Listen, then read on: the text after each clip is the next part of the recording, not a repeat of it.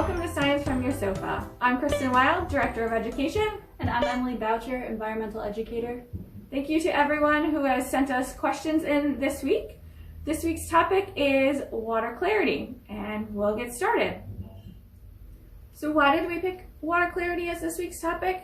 Because water clarity can tell us a lot about Lake George.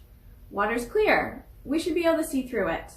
So if our water's not looking clear, then that can tell us that there might be some kind of pollutant in our water.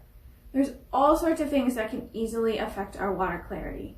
If the water is brown, it's telling us that, hey, there might be a lot of dirt coming into the lake. Where's that dirt coming from? Well, it's going to be coming off the land. It can be from erosion along our stream banks. It can be from erosion right along the shorelines.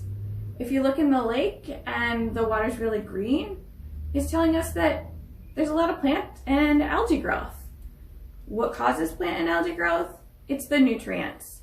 So if you put fertilizer on your lawn and we have a heavy rainstorm, that might be coming down into the lake and causing a lot of plant and algae growth.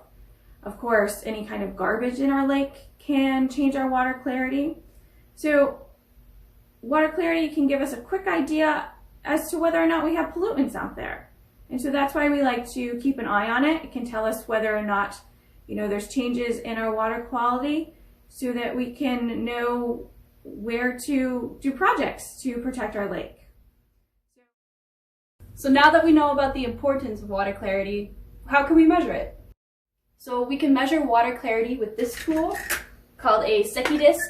It was invented in 1865, so just 20 years older than the LGA. Its original purpose was to measure water clarity with the currents in the Mediterranean. And it works so well that it is still used worldwide today. So you can compare different lakes to different lakes around the world. So as you can see, it is a black and white disc with a weight on the back, attached to a handle and reel with a tape measure. Now to take a water clarity reading with a Secchi disc, you want to slowly lower the disc into the water, keeping a close eye on the black and white disc as you go. And you want to go until the disc is out of your view. Once the disc is just out of your view, you want to look at the tape measure, trying to read it at water level because that will be the most accurate, and take your water clarity reading. So there are many things that can actually influence a water clarity reading with a Secchi disc. The first thing is that everyone has different eyesight. So if you have two people at the same place taking a water clarity reading at the same time, they may get different readings just because eyesight is different. Weather also can impact a Secchi disc reading. So if you're out on a gloomy, cloudy, rainy day, you may get a lower reading as compared to a sunny, clear day. The weather from the previous day can also impact your Secchi disc reading. So let's say you're out on Lake George taking a water clarity reading, and it's sunny, it's clear, it's a nice day, but the night before we had a really big rainstorm. That storm water from the rainstorm can impact the water clarity reading the following day. Location also plays a big role in water clarity reading. On Lake George specifically, the northern end tends to be a little bit clearer. You get a higher Secchi disc reading than the southern end, and that really has to do with the development around the lake. So if you think of the northern end of Lake George, it's more residential. There's more shoreline with trees, whereas compared to the southern end of Lake George, you have big areas like Bolton Landing and Lake George Village. There's a lot of development, a lot of hotels, a lot of restaurants, a lot more boat traffic, and that can impact your water clarity reading as well. So now that you've learned from Emily how we measure our water clarity, I'm sure your question is, what is the water clarity of Lake George? And so on average, the water clarity of Lake George is about 8 meters. Now, Emily also told you that our Secchi disc readings differ depending where we are on the lake. And we see that in this summer's Secchi disc measurements that we have gotten during our CSLAP sampling program. And so I've been going out to our Diamond Island location every other week since June to take Secchi disc measurements. And this summer at Diamond Island, our Secchi disc measurements have ranged from 6.4 meters all the way up to 8.7 meters. Now that reading of 6.4 meters seems pretty low, and that's because we are out there right after a storm. And so polluted stormwater is the biggest threat to Lake George. It's what's changing our water clarity. It can bring that dirt, that fertilizer, any kind of garbage, And those are the things that we talked about earlier that change our water clarity. And so definitely taking our measurements after a storm have a big impact. Now, we also did some sampling up at Gull Bay this summer. Those Secchi disc measurements have ranged from 7 meters all the way up to 9.6 meters.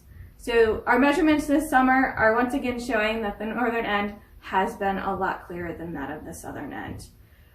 We have Secchi disc measurements from several years. If you're interested in seeing some more of those and how they change throughout the summer, they are available on our website. We have several years of water quality data, so what does this information really tell us? So our Secchi disc reading can also tell us about what trophic state Lake George is. So there are three main types of trophic states. There is eutrophic, mesotrophic, and oligotrophic. For oligotrophic lakes, the Secchi disc readings tend to be over 5 meters. So for Lake George, with an average of 8 meters and a range that we normally get over 5 meters, Lake George is considered oligotrophic. Now, oligotrophic lakes, they tend to have deeper, clear water. There is low level of nutrients and lower algae growth.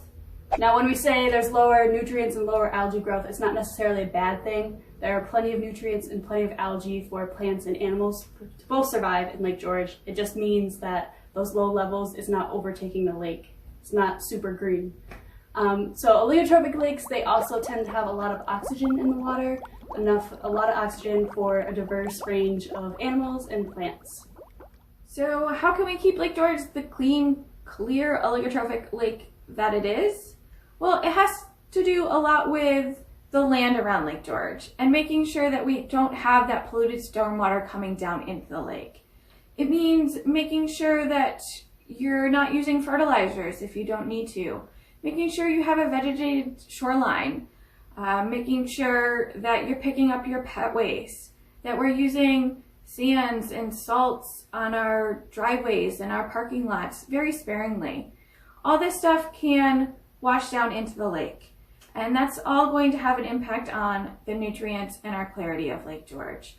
So anything you put on land from the tops of the mountains down to the shorelines of Lake George has the potential to wash into it after those heavy rainstorms, and all those things can have a huge impact on the water clarity of Lake George. Thanks so much for sending in your questions and tuning in to our first episode of Science from Your Sofa, covering the topic of water clarity. Make sure to check out the LGA's Facebook, Instagram, and YouTube page to stay up to date with this series. If you have any more questions about water quality, feel free to leave your questions in the comments and we'll go through and answer them.